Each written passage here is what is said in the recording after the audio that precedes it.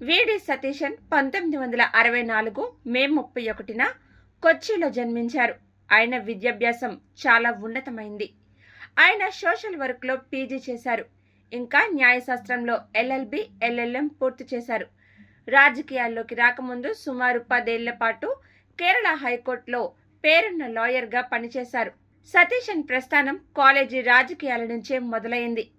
ఆయన కేరళ విద్యార్థి సంఘం నాయకుడిగా ఉంటూ జాతీయ స్థాయికి అప్పటి నుండి వరుసగా 6 సార్లు పారావూర్ నియోజకవర్గం నుంచి గెలుస్తూ వస్తున్నారు.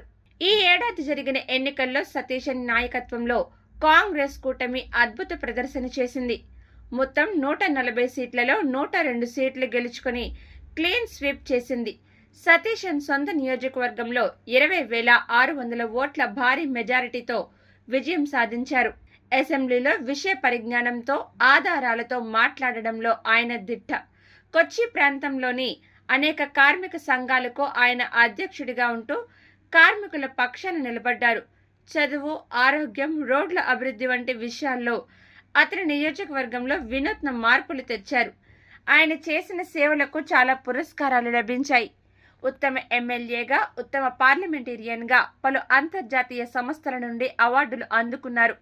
రాజీవ్ గాంధీ ఫౌండేషన్ నుండి ఉత్తమ రాజకీయ నాయకుడిగా కూడా అవార్డును పొందారు. సతీశన్ భార్య పేరు లక్ష్మీప్రియ. వారికి ఉన్నిమాయ అనే కుమార్తె ఉంది. ప్రస్తుతం ఆయన కేరళలో కాంగ్రెస్ పార్టీని కొత్త పుంతలు తొక్కించే వ్యూహకర్తగా పేరుగాంచారు.